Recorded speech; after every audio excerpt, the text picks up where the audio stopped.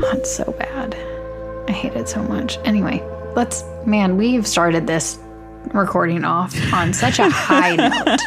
The highest notes. And the listeners will never know. Brightest of days. The listeners will never know what we were talking about. But they will know that it was cheerful and we feel chipper. I guess just do the intro, eh? Yeah. Hi. Welcome to Never Show the Monster. My name is Kelly Attaway. I'm Chelsea Hollander. And today we are continuing our series about, wow, we still haven't come up with a snappy title, our series on horror movies featuring audio. Is that good? Ooh, yeah, we did talk about it being, since we're never showing the monster, right. Can you hear the monster? Something like that. Listening to the monster. Listen to the monster. Listen to the monster. Anyway, we're continuing that series with Session 9, a 2001 horror movie directed by Brad Anderson, written by Brad Anderson and, Stephen Gevedon? I was going to say Gevedon, but Gevedon sounds like that is more likely. He's also in the movie. Do you think that's Italian? I'm trying to learn Italian. Gevedon. He was born in New York City, New York. That's all I really got. Yeah, it could go either way.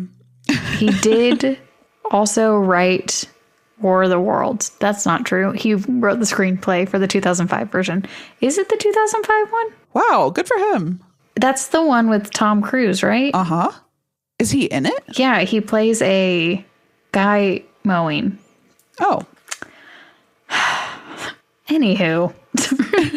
But the director, Brad Anderson, this is his first horror movie. Prior to this, he had only done rom-coms. That's cute. What an interesting shift. I wonder what happened there. Did I look into it at all? No. I like to leave a little mystery in the world.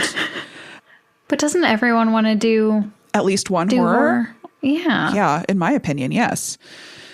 So the movie stars David Caruso, as we mentioned, Stephen Gevedon, Josh Lucas, Peter Mullen, and Brendan Sexton III. Yeah. Our boy from Empire Records.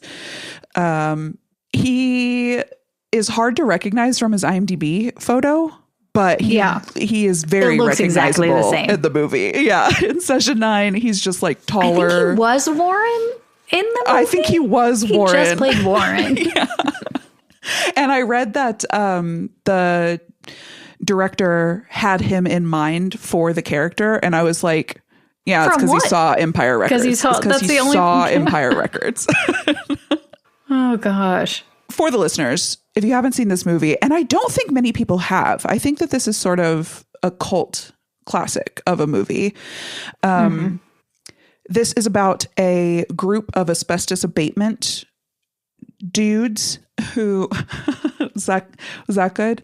A crew of asbestos abatement workers. Mm-hmm. Asbestos abatement. Folk who are hired to clear out the asbestos from an old insane asylum. And spooky stuff starts to happen after one of them finds a series of 9 therapy session recordings from one of the patients who had DID dissociative identity disorder, multiple personality disorder for the older language. Now, before we get into it, would you like to guess the tagline? I think I saw it. Yeah? Or do you think you've guessed it? Do you think you've psychically guessed it? I pulled up I'm trying not to look at it. The poster just popped up on my screen. That was so stupid.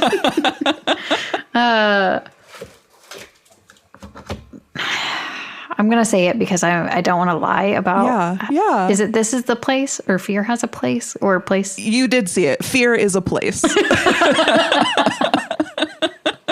Although, I don't know. I do think that's pretty guessable. But I also don't feel like that's the vibe. I guess there's fear there. But it doesn't. I was about to jump into it, but should we finish? The only other stat I wanted to mention is the sort of a bummer stat, which is that the budget is 1.5 million and its box office gross was 1.6 million. Aww. I know. That is a bummer. And apparently most of that was international. America did not do well in the box office for this one. I guess this wouldn't have been a movie I would have watched in the theaters. Had you seen this before? I did, and I knew after I watched it, I was like, yeah, I definitely watched this before. But I had literally removed a bunch of pieces, but I knew the end. Oh, I knew only the beginning. So I had not watched the whole movie because when I tried to watch it, which was probably, I don't know, 2012 or so, I watched half of it and was like, nothing is happening. And I quit the movie. That's fair. So I liked it on this rewatch, though. How about you? I thought it was well done. I enjoyed it when I watched it. I'm trying to think of, but the more space that has been put between me and the movie has done it a disservice, I think. Yeah, because there's not a lot to remember about it. Like, there's not like a lot of iconic scenes. The characters aren't really iconic. The only thing iconic is like the weird distorted voice going, "Hello, Gordon." like that's, I think that it is very, very moody. And David Caruso has an incredible line read where he goes, "Fuck you!" like points at the camera. Oh yeah. I did like the idea. I liked the idea of the story a lot. Same. And I thought that was really fun. But I thought it was an interesting idea. And the fact that, I mean, maybe it had been done before, but I was like, oh yeah, if you're working, it would make sense that somebody would have to go work and like try to not renovate, but upkeep. Yeah. And I was like, I liked the logical reasoning and why they were there and what was happening and the people that they got on the. That's a great point. Yeah. It went towards logic without making it overly not believable. It didn't. That might be the part, is it doesn't feel unbelievable. That's such a great point. And maybe that's why it didn't scare me as much. But it does have a lot of murder. It's got plenty of murder. Yeah. How many murders? Like 5, 6? 7? You got to count the wife and baby. Damn. Sorry for the spoilers. Yeah, but it is very like the murders happen in the last act. Yeah. Well, the on-screen murders happen in the last act. And most of the movie is just vibes. Yeah. Now, okay, I do want to talk about how do I want to organize this? So in the beginning of the movie, when Mike, who is played by one of the writers, the guy who wrote it, Stephen Gavadon. Giovanni Don. That's him. That's he is like so this is a group of blue collar workers, but he has law school in his background. He didn't finish it, but he's sort of the outlier of the group who are more working class, whereas his dad was like a big time DA or something. And while he's now that sort of sounds like he's gonna be sort of a shithead on the team, and like, but he was the least shitty for this. He's the least shitty. Yeah, I think he treats the job with respect. I think so too. Now he could have been working harder. Oh, he definitely could have been working harder. He was really into listening to them tapes. You gotta listen to them tapes. I cannot hold that against him. I too would be listening to them tapes. Yeah, how else would he get a hold of them otherwise? Like, this is the perfect thing. That was one of his special interests. Yes, it really was. And they popped him in there and he was like, well, I already know about this and I really like it and I can get more details that nobody else has. I'm obsessed with the satanic panic angle of why this. Okay, so we're referencing a bunch of stuff without addressing it. So he sort of gives us the exposition as to why this insane asylum is no longer functioning.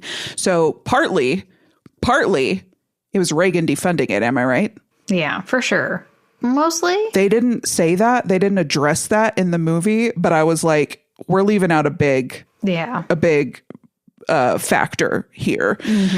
What they do talk about, what Mike tells the crew about, is that there was a big satanic panic style scandal around one of the patients years and years and years ago.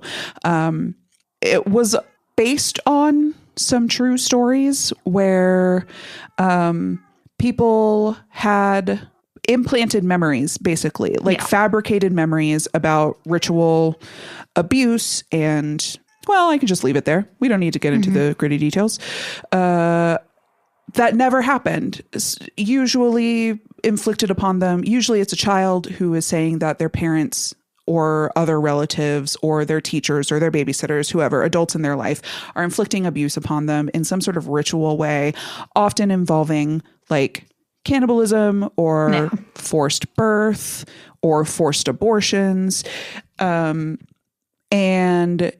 within the film, there's this one famous case that Mike's dad worked on where a woman was suing her family for all of the satanic ritual stuff, crimes being committed against her, only to be discovered that that was all made up. And then the family countersued, I guess, the institution. They countersued the asylum, and that coupled with bad press and some rumors of like inhumane treatment of patients led to it folding.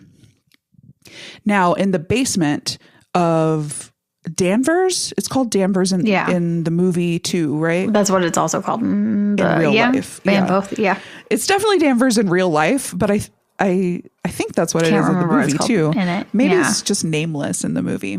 But in the basement, there are Mike finds tapes of one of the patients, and she is experiencing DID and has multiple personalities protecting her from a specific scary memory. I thought it was the girl he was talking about. Oh, was it? Yeah, I thought it was specifically the same. No. And that's why he was so interested in it.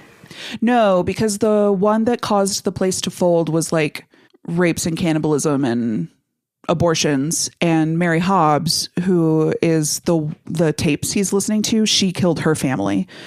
No rapes, murders, etc. Okay. But I did find it interesting that the box in which the tapes were found in the basement was labeled evidence, which doesn't seem like a hospital language. That's not a hospital thing. No.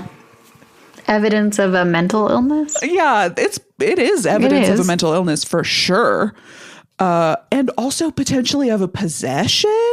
Yeah. Which is, I guess the big question of the movie. Where do you come down on it? In my opinion, it's possession. In my opinion, this is a possession flick. No? Oh, I don't come down on that because... Interesting. Okay. Of the way it starts. Because I feel like the possession... So do you think it happened right when he goes into the... Sure do. The first time? I didn't think so. I mean, you could see that as something making him susceptible to that. Yeah, I think that his mind was like cracked open by the stresses of his real life. And so he was susceptible. I feel like as a family annihilator, he wanted to keep it from his family that he's having money problems. And it's usually when you try to keep stuff from people that it ends up happening. Like he hadn't slept, it sounded like in months. Yeah. Or because his baby had an ear infection that wasn't going away or something like that. And it just felt like he like snapped. And then that caused a domino effect for the rest of it. But there is definitely a chance that the intent was for him to be possessed and that was what was happening. Especially at the end. The end kind of brings it around to... What do you mean the end? Because it talks about who... On the tapes. Where does Simon live? Yeah, in the weak and the broken. But is there a Simon in all of us is really what I'm getting at. I do think that there is a Simon in all of us. But I think maybe it resonates when the big bad Simon comes and wakes him up. So, okay. So let's talk more about the contents of the tapes, and then I will outline why I think it's a possession movie. So on the tapes, there's a doctor asking the patient, Mary, to recall a night in Lowell. Do you think that's Arkansas? Yeah, I was wondering that too. I was like, I don't know. Is it in Pennsylvania? I think Massachusetts. Massachusetts. Okay. Yeah, there's got to be a Lowell up there. It's got to be somewhere there. But every time I was like, Arkansas? Yeah, probably. Why do we ship her all the way to Massachusetts? Why not? So he just keeps asking about that Christmas in Lowell. And through the tapes, we learn that one Christmas, she got a special dolly and her brother got a big, shiny, sharp knife. Merry Christmas. Happy Christmas to you, my child. Here's a knife. I don't know. Times were different. I mean, people give kids guns here. I mean, that's not a fair point. Here, but here in general. That's a fair point. You're making a great point. I just have different values, I suppose. I think that's fair. And after the parents go to bed, the kids are up playing, and the brother who got the knife scares his sister. She falls upon her dolly, which I guess was porcelain, and cuts her up. And what we learn through these multiple personalities is that, one, she doesn't know that. She doesn't, like, Mary doesn't remember that. The people who remember that are her alternate personalities. One is the princess, who lives in her tongue because she's always talking. And one is Billy, who lives in her eyes because he sees everything. And one is Simon, and we don't know where he lives, and we don't hear from him until later in the session tapes. And when we do hear from Simon, he says that somebody needed to protect Mary. And so when she got hurt, in that moment when she was scared, he introduced himself, and that she let him in, and he told her to take her brother's new knife, good thing it was sharp, and kill the whole friggin' family. So another family annihilator. Yeah. Just not in the usual sense. It's usually the dad. Who's the family annihilator. Yeah. And Simon, as well as the other two personalities, have very distinct voices on the tapes. Like, it's very clear who is Mary and who is the princess and who is Billy and who is Simon. And Simon has that weird, distorted voice. Yeah. And we hear it at the very beginning of the movie, before we ever meet Simon, before we find the tapes, when, is he the owner? I guess he's the owner of the hospital. Oh, yeah. How do you get that? Like, how do you get that? Yeah. And you know what? He doesn't really seem like an owner. He seems like maybe a foreman. Oh, like a contractor for the work that they're going to do. Like, he has another part of it. He's the project manager or something. And he's you go in and do this, and then I'll have the guys come in and do the mold later. Exactly. That's exactly who he seems like. So he's giving Phil, David Caruso, and Gordon, actor's name I've forgotten. Incredible. He did a great job. Peter Mullen. Thank you, Peter Mullen. He's giving them a tour, and Peter Mullen, Gordon, gets separated for a moment. He's just alone for like 1 second, and he looks down this long hallway, and we see this image repeated throughout the movie of a wheelchair at the end of not quite at the end of the hallway, but like halfway down the hallway in front of an open door, and we get the sunlight streaming in like a spotlight on this wheelchair. And while he's like transfixed looking down the hallway, he hears that garbled voice say, "Hello, Gordon." And I think that it's in that moment that he gets possessed. Yeah, that makes sense. But I do think that this movie is totally commentary on how, like, we all have that weakness in us. Like, we see it in the other characters too. Oh, we see it with Hank and his gambling addiction, just making him make bad choices. We see it with Phil with his he's a dope fiend. He smokes one joint. Phil was a dope. Oh, okay. I was like, smokes one joint. I was like, what was he? When was he doing the? Yeah. Is that when he talked to the kids to be on the kids level? That's my assumption. And then we see him smoking in the parking lot one morning. Well, you got to get through it. I mean, you got to get through it. If you're still going to get your job done, that's fine. That's how I feel. Like, yeah, carry on, dude. He's smoking in the parking lot, and then Gordon comes up, and this is like a few days into the job. So Gordon is looking real bedraggled, and he's already confessed to David Caruso that he hit his wife. Mm-hmm. And my first thought was like, Gordon can smell that weed. My good dude. Oh, for sure. Why are you smoking it? Like, why did you go to the job site and smoke? I guess I'm proud of you for not smoking and driving. But then he goes up to the roof to continue to smoke after he has this exchange with Gordon. And it's kind of a cool scene. Like, it's very atmospheric. It's just David Caruso alone on the roof with his joint in his like hazmat suit. And he goes, things are gonna get ugly. And I guess that was ad-libbed. Like, that was all David Caruso. He's great. Which tracks because it does feel out of character. Yeah. Not for him necessarily, but for the movie. It feels out of tone, I suppose, is a better way to put it. But yeah, so Gordon is the most interesting character throughout the movie. Regardless of the possession stance, his is the most human story, I suppose. Like, that's very relatable. I've been in bouts of terrible insomnia, never due to a baby, and I assume that is even more stressful because that's another human life that you've got to tend to. And it doesn't sound like he necessarily wanted kids in the first place, which is an added layer to that stress. Stressor. Yeah.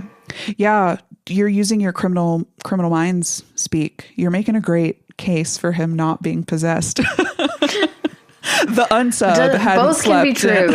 I think both can be true. Both can be true.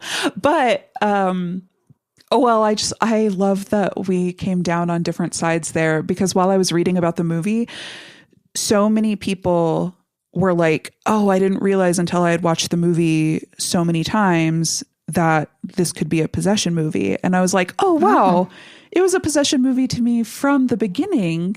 It's so, like, I just get excited when movies have so many different interpretations that are like totally valid. Yeah. And I mean, it does sound correct because like he didn't ever hear the voice on tape. On tape, yeah. So that checks out.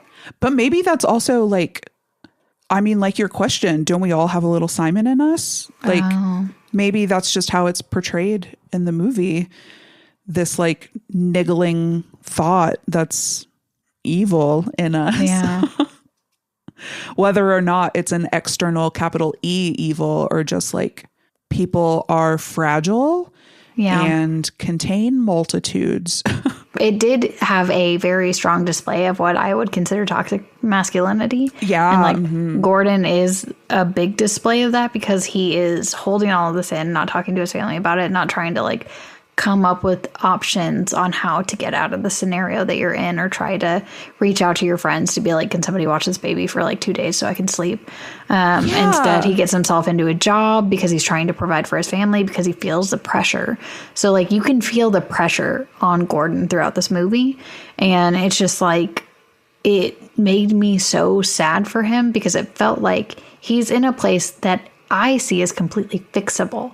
And yes. Yeah. And he just can't. Like, it's just like, this is what I have to do. I have to do this. I have to provide for my family. I have to do this. And then it just is such a nightmare. And then you get the Hank thrown in there who stole Phil's wife and is a piece of friendliness, but doesn't really care about her and like is really excited about other things. And like he was also not good. And like he's not surrounding himself with the best. I'm not saying that they're not good people. They seem like good friends, but like the only one that seems decent is Mike, and then he's disappeared and is only listening to the tape, so he's not interfering with anything. But Phil, immediately after finding out that he hit his wife, immediately goes does he talk to Mike and is like, we got to get him off this job? Yeah. And I was like, dude, you just told narcs. him. You just told him you wouldn't say anything about it. You wouldn't do anything about it, that he needed the job. And he didn't go to him as like I'm worried about him. We need to take care of him. Like, this is our friend. He's going through a lot. He was like, he's going to fuck up this job. And I was like, dude, it felt more like a power play. And I was like, just so frustrated with all of them. And I'm like, you guys are friends. You're okay people. But with the way that society has been built around them, they had no chance. You know, you say Mike seems like the only decent one. I actually feel like Jeff might be the only decent one. Wait a minute. Is that Warren? That's Warren. That's Warren. Not Warren. His name isn't Warren, so. Here's why. Because he so freely confesses to being scared of the dark. Yeah, that was great. And he knew the name for it. And I was like, oh, I didn't know that. I was like, nyctophobia. I got to write that down. But he just met these guys. He's trying so hard to like show up for his uncle. He's Gordon's nephew.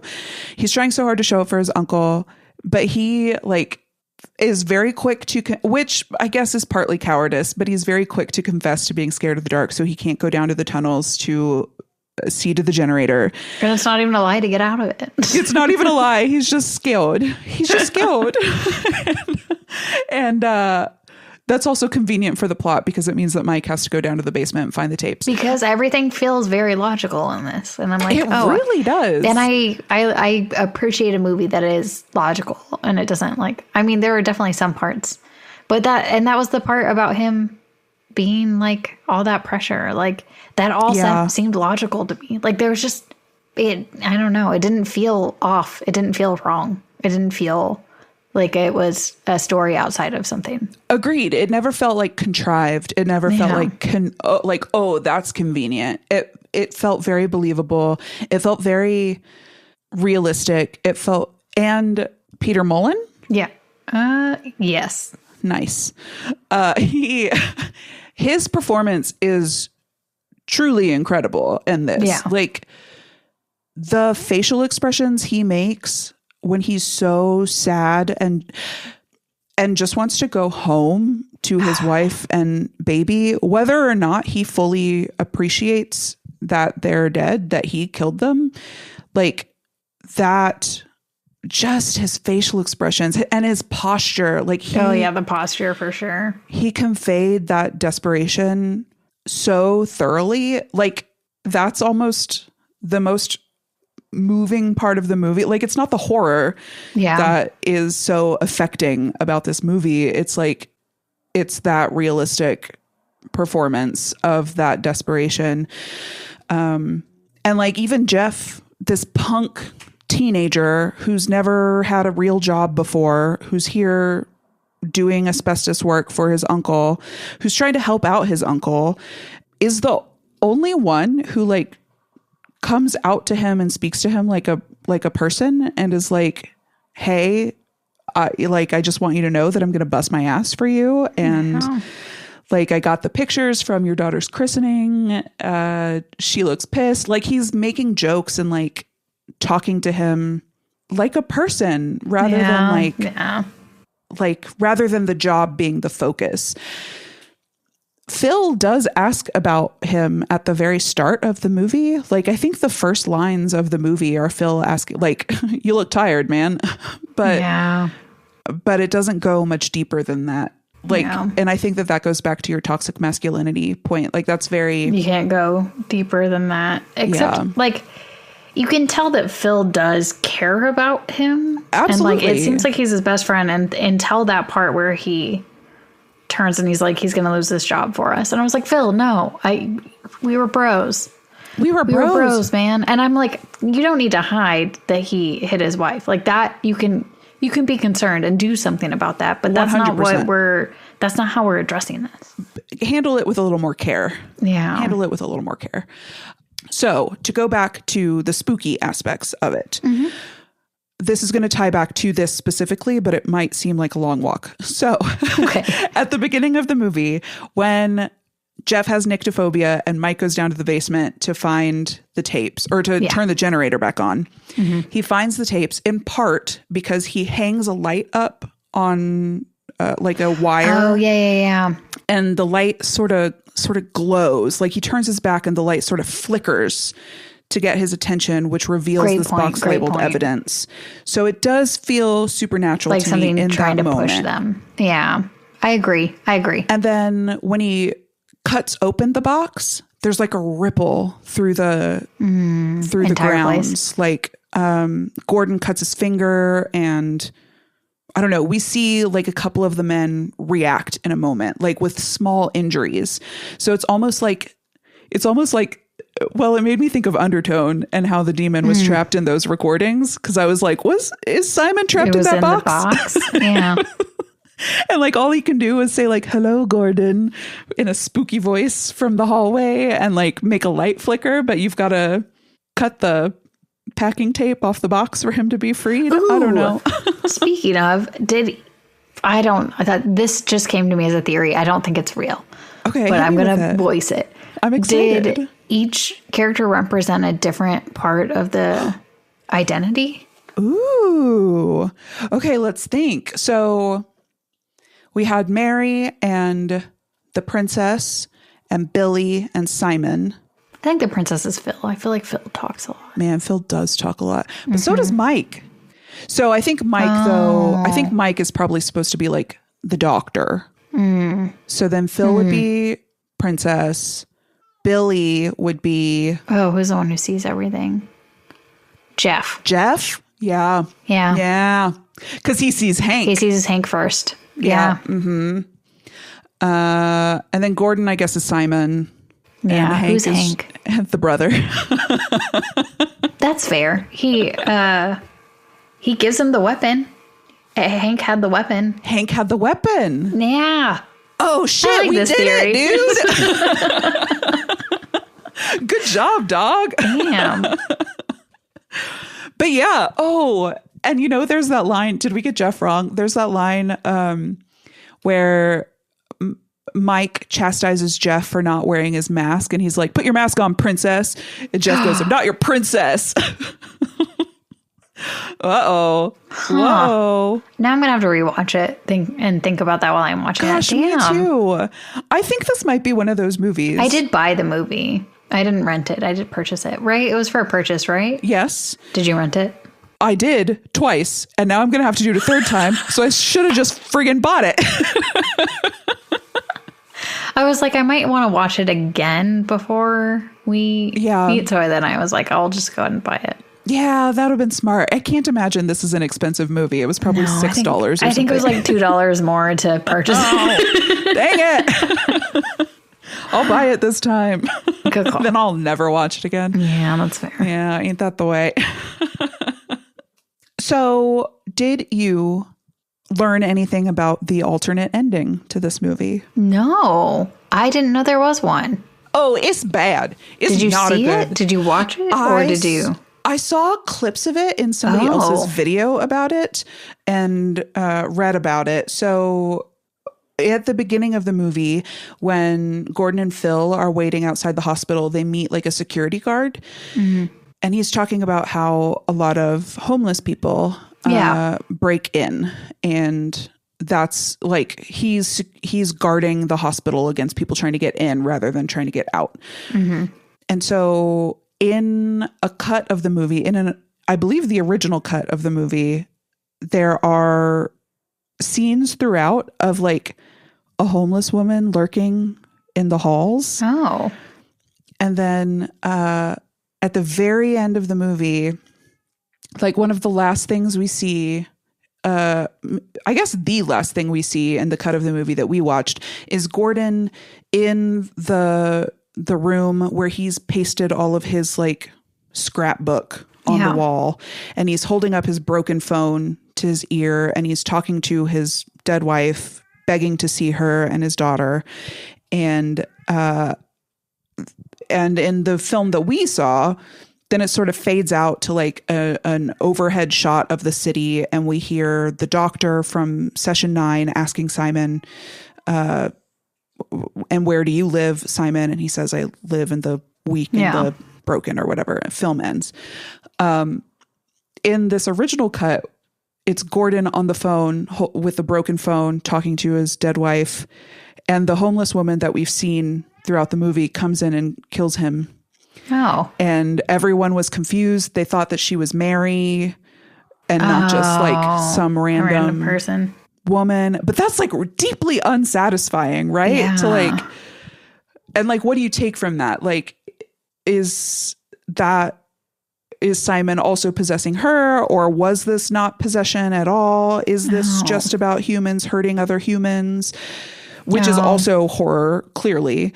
That seems deeply unsatisfying to me. So I'm glad they changed that. I agree.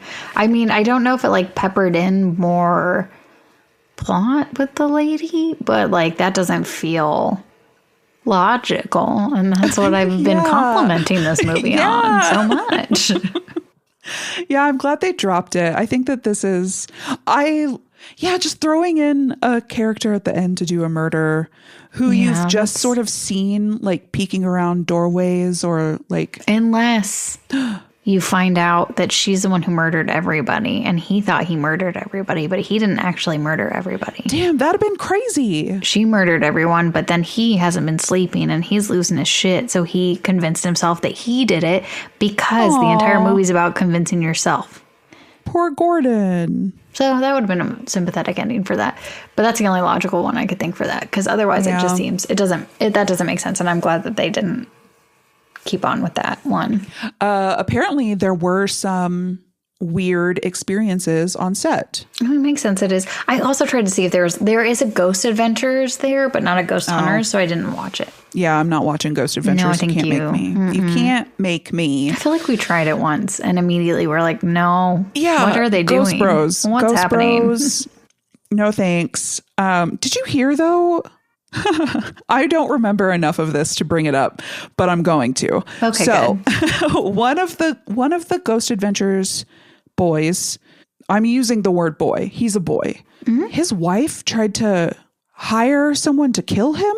Yeah. I think I did hear about that. That's not a happy thing. So I didn't mean to like come back with like a happy. That is not good. That's we bad. are not happy with that. But do you think she's got a Simon in her? She's got a Simon in her. Oh, that's really bad though. Poor guy. Poor guy. Not a fan of that. No, that sucks. And it's still not going to watch the show, but not a fan of that. No. So strange. No, don't kill anybody. They're very successful in their own right. Just not my jam. Right, exactly. Well, and I've got some criticisms about that's not what we're doing. No. We don't need we'll to do a different episode on that. Yeah, we'll do a shooting the shit about our thoughts. Ghost Hunters and Ghost Adventures. Ghost Hunters and Ghost Adventures. Yeah, the most notable story that I remember is from Gordon, which I think is interesting that it's Gordon who experienced this. Peter Mullen who experienced this. He said on set, he out of nowhere had what I would consider a pretty run-of-the-mill intrusive thought, where he was on the roof and every time. Exactly, right? Every time. He was like, I heard a little voice that was like, jump. And I was like, I always hear that voice every time. Literally every time. Literally every time I'm on the highway, think about driving into oncoming traffic. If I'm running a garbage disposal or a blender, think about putting my hand in it.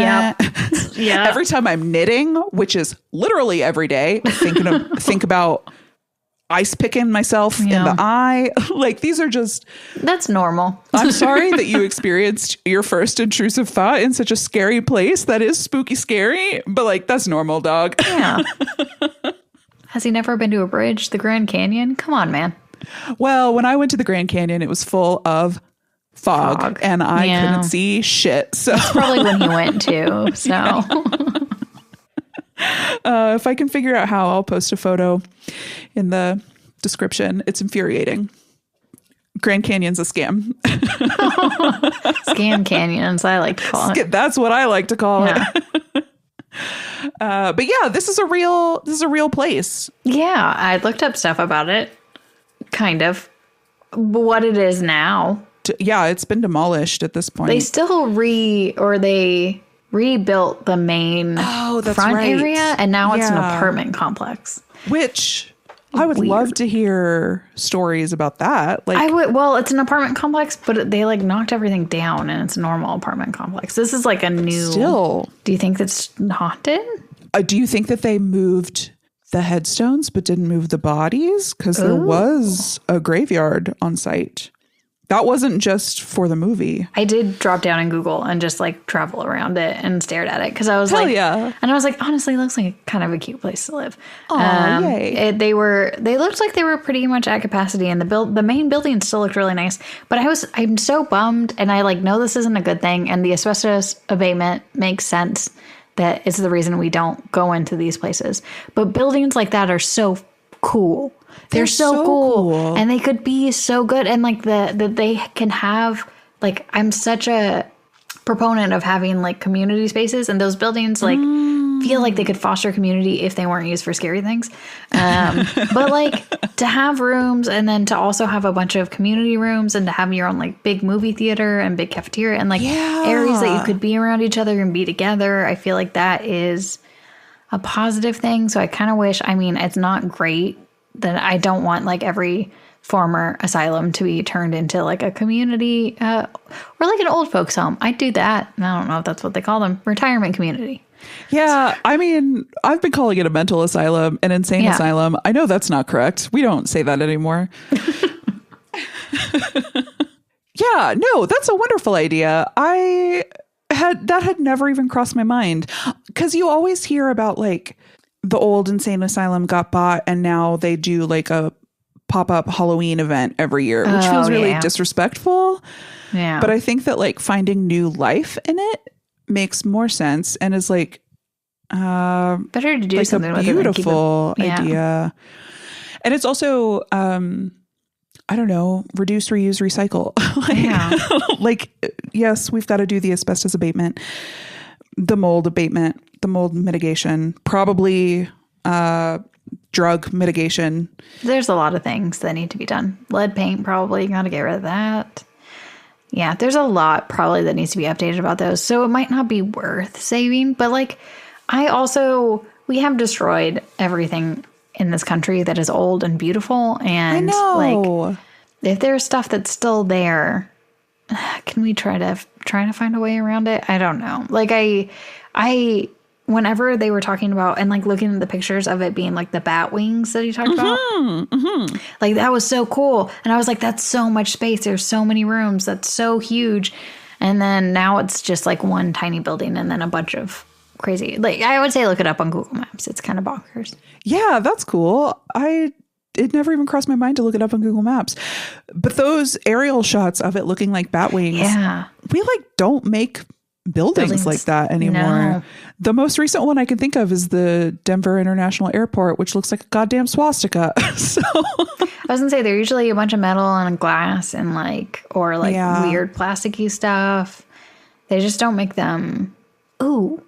There's some apartments that got built in downtown Rogers that they tried to make look old. Like they're made of brick, but they're not old. And like the way that they named the buildings makes it seem like they have been there a long time. And I was like, that was built last year. What the fuck? I kind of like the aesthetic. Maybe that's the type. Yeah, I'm happy that that's what they went towards, because I was like, I would hate new modern buildings to be down there. But I just thought, I was like, what? It was like the Spool. Sons and Spool or something. And I was like, dude, that's not what that was. This was not, you did not convert an old factory, but I appreciate that you're trying. So yeah, I would much rather have artifice, like artificial character than the like cold, sterile, millennial gray type stuff, like cookie cutter. I see a lot of like the weird neon, and I don't know if this is just coming from Seattle, but they are like neon. They have like neon panels, like bright blue, bright green. Weird. This. And then it's like glass. And then it's just, I hate those. Yeah, that's not for me. Mm-hmm. Not for me. Put some bricks together and make it look old. I like that. Yeah, love a brick. Fan of that. Some wood, like wood. All my windows are still wood in my apartment. They're not PVC. Is that what new ones are made of? I don't know. It Mine are metal. Oh. Pyrite. That's not right. That can't be right. I almost said Pyrex and I was like, no, it's definitely not that. Yeah, maybe it's a polymer. I don't know. I live Paleontologist? I'm just going to say a bunch of P words. Periodontist. Mm-hmm. That's what windows are made of. No, all mine are wood. And yes, they definitely could use some attention on the exterior. Yeah. I'd still rather this, though. Yeah, I agree. I do not. My house is not that old, unfortunately. I don't know. There's good and bad. I don't have insulation, so. That is, not great. It's not great. It's not stellar. It's cute as heck, though. Oh, yeah. That's all that matters, really. We're here for the look. That's how I pick my apartments. Yeah. The composite? Aesthetics. Sure. Okay. It had a P in it. I was trying to find it. Product ratings. That's not it. I don't know what it is. It might not even start with a P. Maybe I'm totally wrong. I don't remember now. We've said too many words. Yeah, it's too many. It's too many. So I did, to bring it back to session 9. Yeah. I did see some people compare it to The Shining. What are your thoughts on that? Oh. Yeah. Huh. Mm-hmm. It's not, doesn't have as much spooky supernatural stuff. Agreed. But it's got the big, scary setting. Too much during the day. Session 9 is too much during the day? Yeah. Mm-hmm. Mm-hmm. There's a fair amount in The Shining. It doesn't necessarily take away from it, but that is what I noticed about the movie. I was like, this is like 90% shot in the daylight, which I kind of appreciate because sometimes I'm like, I like it when movies are scary in instances where you don't feel scared. So like during the day, I feel less scared than at night. But there's only like one shot at night, and that's when he's like digging up the coins. Yeah. And that was a scary shot. That was like a scary. Like you felt like that was a scary sequence when he's like running down the hall and he looks back, and we know now that it was Gordon who like leaned out around a corner. What that made me think of was oh my God, Swing Away. It's behind. It's behind signs. Yeah. Thank you. That's what it made me think of. I'm glad I had to quote it before. That's what it made me think of, because it's such a like quick shot of somebody just sort of stepping out into, and you're like, wow, what was that? Did I just see something? And that's maybe the only like jump scare in the whole movie. Yeah, I think so. And it's good. It got me. Yeah, it was a good one. Yeah. I guess I was knitting, thinking about jamming needles into my eyeballs, lobotomy style. Mm-hmm. So it's possible that there were other quick, subtle ones that I missed while I was looking down. But that was a good one. R.I.P. Hank. Wait, did Hank die? Not then, but I think probably at the end. Point. He dies, like he's still alive. Okay, so at the end of the movie, like how we're like, honestly, Hank might still be kicking. Hank could still not like doing great. Yeah, for sure. But he might be the only survivor. He might be the only survivor. Damn. Yeah. So, because even weird guy who shows up at the end. Oh yeah, he's gone. Yeah, he didn't even get the lobotomy style. He just straight up went in there. Yeah. Yeah. Yeah. And okay, so Hank gets got during the sequence where we see somebody spooky stepping out into the hallway, and then he just sort of disappears from the movie, and that's a huge plot point. Phil calls Phil's ex-girlfriend, Hank's current girlfriend. She's like, he showed up last night, packed his bags, said he was going to casino school. Yes, casino school. The school of casinos. Real? Is that real? Why not? I also thought it was funny that he was going to Miami for casino school and not Las Vegas. Atlantic City? Oh. Or Atlantic City. Yeah. Atlantic City. I don't know. Is there like a whole... Are people listening who have gone to casino school being like, yeah, of course. Miami is where the best of the best go. Is that where they teach you to utilize casinos? Or is that where they teach you to like shuffle?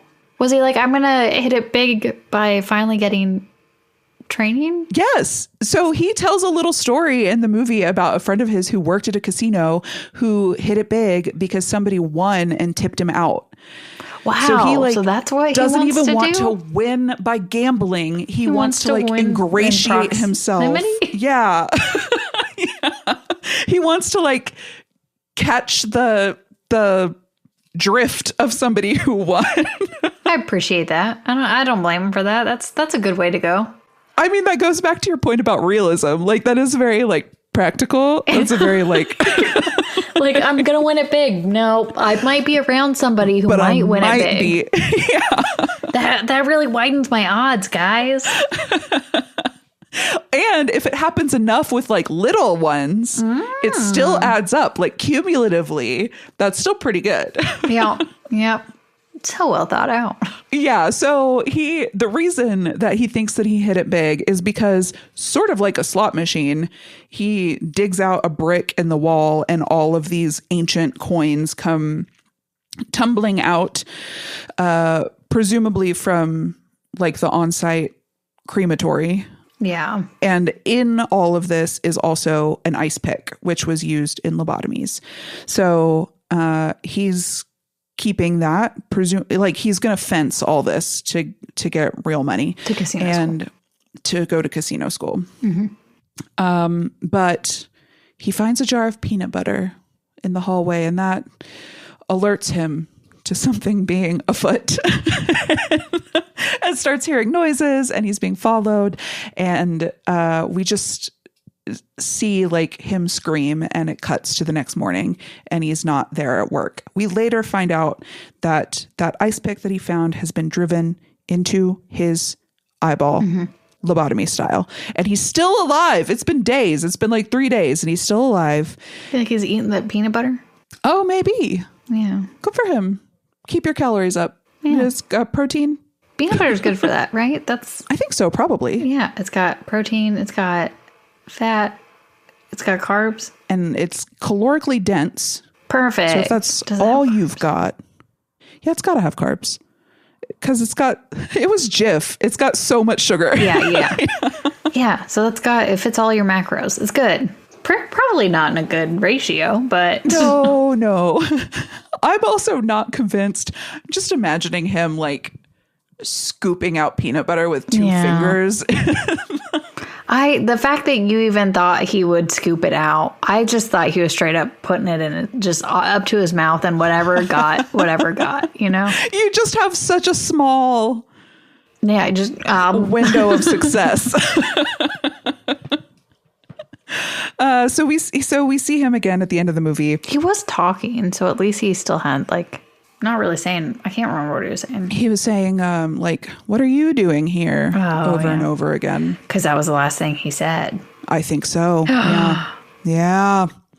Just, oh God, lost in your last moment. I mean, just now we're just fantasizing about lobotomies. I did hear that, just because I planned a trip recently, that the time before planning a trip is actually when your dopamine's the highest during the planning period, and the execution period it's not as high. So I kind of believe that. If he's planning on going to casino school, they may have hit it right at the right spot, you know? Damn, that's like peak time for him. Yeah. Oh, he thinks that he just hit it big. Oh, he's about to go to casino school and he just gets to live in that moment. In Miami? Oh, damn, this is a happy story, not a sad one. Yeah, good for Hank. Fucking good for Hank, dude. Which, of all the characters, he doesn't deserve good things. Right. Of the humans, he's the most villainous, I suppose. Yeah, unlikable, for sure.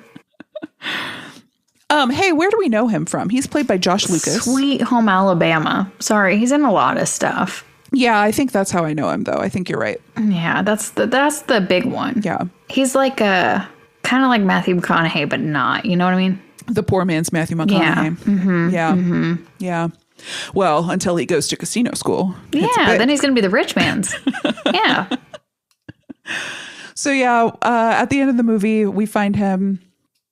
Gordon finds him as this new guy that they've hired to take his place arrives at Danvers. It's a very stressful scene, right? Like this new guy is entering into the hospital for the first time and he's like shouting, and we know that everything, like shit has hit the fan, and Gordon is killing or has killed everyone. And it's like, shut up, stop yelling, you're going to give your location away. And he stumbles upon Gordon standing over what appears at first to be the body of Hank. Yeah. It does take him a long time. It takes him too long. Too long. So that might be the only, well, I don't know. People are pretty slow sometimes. That's true. Well, especially if you're not expecting if he's your it, friend like, and you don't expect that to be happening. Yeah. You're like, oh, did he, like, is he taking a nap? What's going on? What's happening? Well, and I could see like not even really looking at it, just assuming that that's like a pile of materials. Yeah. And like just sort of seeing it as an obstacle not to step on. It takes him a long time to notice that it's a human body. It's pretty bad. So he looks down, and this is also the moment that Gordon is realizing that he's done all this. He was just hallucinating Phil, telling him to wake up, and he's like very disoriented. And his first choice when the new guy arrives is to like physically harm the new guy. Yeah. Including pulling the ice pick out of Hank's head, which apparently is the only CG in the whole movie. Is this scene where they pull the ice pick out. Which is weird because it feels like that didn't like you could do one of those like from the side. Yeah, it totally could have been practical.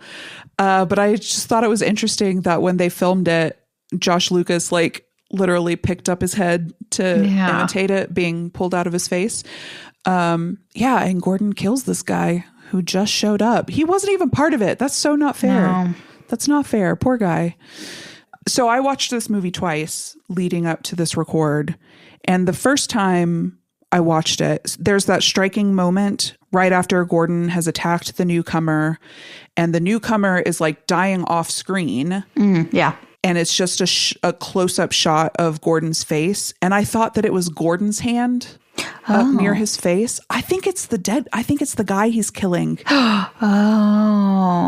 Because it's bloody, and it's like at an awkward angle and moving very strangely. Yeah, I thought that was weird. Okay.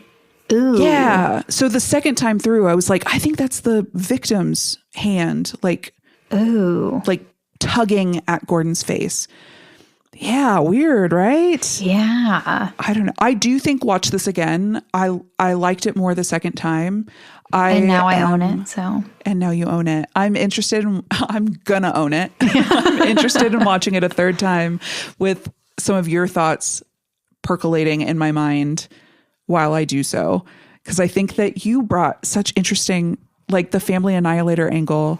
Well, I never thought about the possession being a real thing, but after you called out all the other things, I was like, yeah, it has to be. Like, well, I might just be a convincing orator. Yeah, you are. So no, I'm excited to watch again from like a totally different perspective. Yeah, I don't know. This isn't like a barn burner of a movie. To me, it was a horror movie, but it didn't feel like a horror movie. So I was like, but I enjoyed it, you know? Mm-hmm. I wasn't like, it wasn't overtly paranormal, and it wasn't overtly like a thriller either. Like, no, it wasn't overtly anything, but it was enjoyable. Which is maybe a criticism. I think if it was more at night, maybe. Oh, maybe. Yeah. Yeah. There's just not a lot of like, but there was not a moment that I was like, oh, this is boring. Which I think the first time I watched it, I felt that way. Yes, but definitely. This time I watched it, I did not feel like I didn't feel like there were long spaces to where I was like, boo, I'm tired. I don't want to watch this anymore. I agree, which I really, based on my last experience trying to watch it, 10, 15 years ago, I really thought this was going to be a slog, but I liked it enough that I watched it twice. Like if I had been bored, I wouldn't have watched it a second time. I don't think. We've had enough sleepless nights that we can relate to it now. That's certainly true. Yeah. That's certainly true. We could feel Gordon's frustrations. Yeah. That like quiet desperation. Yeah. Like, oh man. It didn't hit. It wasn't the right time in our lives. We were Jeffs. We needed to be Gordons. We were Jeffs. Yeah. You know what? I do want to bring this up. Hold on. I have a question. Yeah. How old do you think Gordon is? Oh, no. Don't make me sad. Oh, no. Yeah, he just had a kid, and that's... He just had a kid? No. Stop it. I'm just saying... Does it have a number? Do you know the number?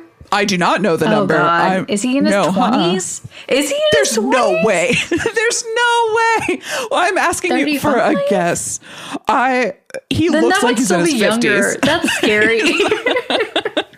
Let's see. How old is Peter Mullen? Let's find out. Today, but in 2001. I know. I'll do the math. Google how Don't old worry. Who here can do that math? Hold on. Okay, he was born in 1959. Okay. He was 42. I guess you are legally allowed to have a baby. How old is the wife? You are legally allowed. Well, they didn't expect it. Oof. I just worry about that. I worry about that. That must have been a complicated pregnancy. Yeah. That's why that baby has an ear infection for 9 months or whatever. I don't know. No judgment on mothers, though. No. That's not what I was doing. I feel like I was putting that out, not you. And I was like, I just want to be clear. If you can have a baby and want to have a baby at any time, that is A-okay. Absolutely no judgment. Yeah, go for it. Go make it happen. This guy just looks like he should not be young enough in order to have a wife that is in years that are still fertile. Appropriate for it. Yes, exactly. Yeah, she should full on be in menopause, I think. I agree. So I agree. Ooh. So, especially the second time, it crossed my mind at the end of the first watch through, and then the second watch through, I was really watching him like a hawk. Maybe his coloring is just sort of gray. And he's white collar, or he's blue collar, so he's lived a hard life, yeah. And he's stressed now. 42. That's not bad. 42. No, yeah. you can have a new baby. Yeah. But man, that's a rough 42 though. That's a rough 42. Yeah. Okay. Thank you for indulging me as I needed to explore that. Yeah. It's an early 2000s 42, which is so maybe he looks good. Maybe he looks good for 42. Yeah, I think he probably looks good. Seinfeld was in they were in their 30s around that time, right? Yeah. He looks good for... He looks good. He looks good. Yeah. I mean, this is like Cheers, how they were all supposed to be 32 and you're like, what? God, we look like babies. Yeah. I wonder if they felt that way. Maybe they did. They must have. Maybe they still feel that way. Maybe we'll always feel this way. Maybe we're all babies. This way. I will say, when I went to the dermatologist a little over a year ago, when I suddenly developed adult acne, which, speaking of menopause, I'm pretty sure is perimenopause. Yeah. I walked in, or the doctor walked in, and she goes, "You don't look 34." Oh. And I was like, "Thanks, it's the acne." Oh. But appreciate it. I do appreciate it. Thank you. It could be going either way, you know. I know you don't look 34, but it could. Yeah, she could have been older. She could have been. Damn, I didn't even consider that. Whenever people say stuff to me, they're like, "You don't look this," and I was like, "But is that good or bad? Which way?" I don't mind looking more. I don't want to look more like Gordon, I guess. So yeah, Gordon looks good. Gordon looks good for 42. For a 2001 42? For 42, that's not too bad. Yeah. Yeah. Unless he was playing a 29-year-old, then we've got a problem. Yeah, if he was playing true to reality, then fine. There's no Warren's a child. And he nails it. He looks like a child. Yeah. Do we have any more thoughts on session 9? I don't think so. I think I got them all out. Good. It's good to get them all out. Yeah. So we will be back in 2 weeks to continue our series on... And we'll have more theories. Soundsies. Never hear the monster. What did we decide? Never listen show the monster, but listen to the monster. Listen to the monster. We're gonna sort it out. We're gonna figure it out. Yeah. We'll be back in 2 weeks to discuss Not Barbarian. Sound Studio. Barbarian Sound Studio from 2012. A sound engineer's work for an Italian horror studio becomes a terrifying case of life imitating art. Oh my God, we didn't even discuss the soundtrack to session 9. Did it have a good soundtrack? It had a weird soundtrack. Oh, okay, good. It was done by, hold on, we'll just do it really fast. Yeah.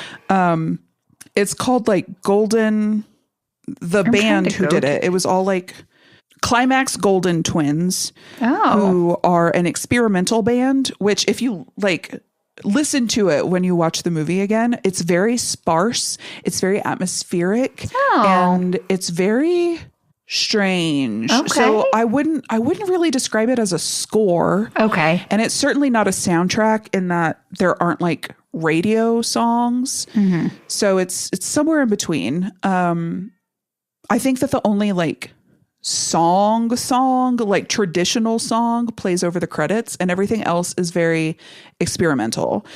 And there's a lot of like, I think I read that a lot of the music, quote unquote music, used a lot of like machinery sounds and a lot of animal sounds. Oh, that kind of sounds familiar.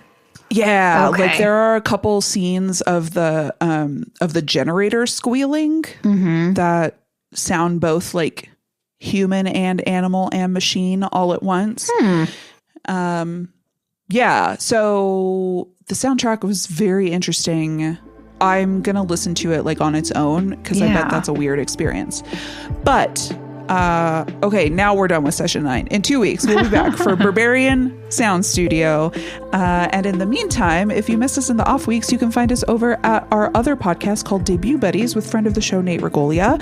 And if you would please like, rate, and review the show wherever you get your podcast, that would be super helpful.